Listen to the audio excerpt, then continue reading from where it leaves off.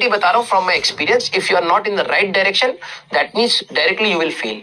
11th class आपके ऊपर रहम नहीं खाती है, ठीक है, बिल्कुल रहम नहीं खाएगी। आप लोगों ने अपने थोड़े बहुत चैप्टर्स जो भी पढ़े हैं, मैं ये नहीं कह रहा हूं कि वो 11th है, वो तो कुछ भी नहीं है, लेकिन अगर उसी में पसीना छूट रहा है दैट मीन्स अभी खेल बहुत भयंकर होने वाला है।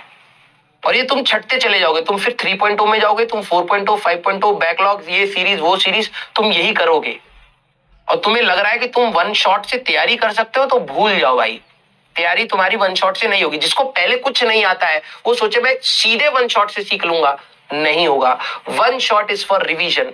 आप में से कोई बच्चा जिसने चैप्टर पढ़ा है वो वन शॉट पढ़ेगा तो उसकी एफिशिएंसी अलग लेवल की होगी। जिसने नहीं पढ़ा वो सोचे कि भाई मैं एक बार देख लेता हूं, एक सवाल नहीं बनेगा उसके बाद तेरा वो जो तू वन शॉट देखने में 6 7 8 घंटे लगाएगा वो तो जाएंगे ही जाएंगे, एक सवाल नहीं बनेगा।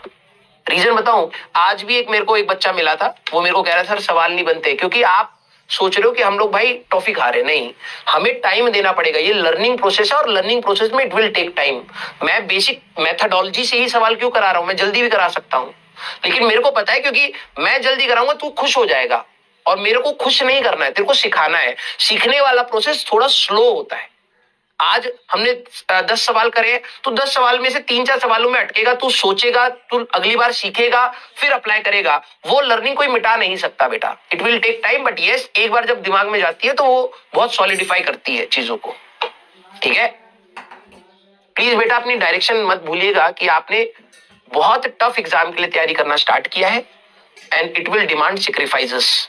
अगर आप सेक्रीफाइसेस नहीं कर रहे हैं और बीच में कभी बहुत सीरियस हो रहे हैं और बीच में छोड़ दे रहे हैं, वो भी आपको गलत रास्ते पर ही लेकर के जाएगा। मैं ये नहीं कह रहा हूं कि भाई दिन रात तुम बराबर कर दो, हाँ तुम मतलब आग लगा दो, ये कर दो, वो ये सब नहीं कह रहा हूं। मैं ये कह रहा हूं कि जब तुम पढ़ रहे हो तो एटलीस्ट फुल कंसंट्रेशन से पढ़ लो।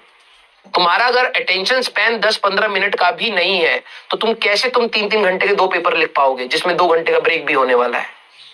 बता भाई, 8 घंटे तेरे से डिमांड करे जाएंगे कि उस दिन तेरे को और कुछ नहीं सोचना, 3 सब्जेक्ट के बारे में सोचना, वो भी बिल्कुल गहराई में सोचना है। तो कैसे तू सोच रहा है कि तू उस लेवल पे प्रिपेयर कर रहा है अपने आप को? रियलिटी यही है। हाँ, मैं हंसी मजाक से पढ़ाता हूं, वो उसका रीजन ये है कि because I don't want physics to be stress for you. क्योंकि फिजिक्स ऐसा सब्जेक्ट ही नहीं है, उसको एंजॉय करके पढ़ा जा सकता है, सीखा जा सकता है। लेकिन अगर आपको वो गलत डायरेक्शन लगती है, या टीचर मजाक कर रहा है तो हम भी मजाक ही कर सकते हैं, तब मैं उस चीज को बंद कर सकता हूँ। मेरे को कोई दिक्कत नहीं है, मेरे को सीरियस वे में भी पढ़ाना आता है, और जो बच्चे मेरे से पढ़ रहे हैं उनको पता है मैं सीरियस वे में, मेजोरिटी क्लास मेरी सीरियस जाती है, एक आध बार हंसी मजाक कर लिया वो होता है, ठीक है।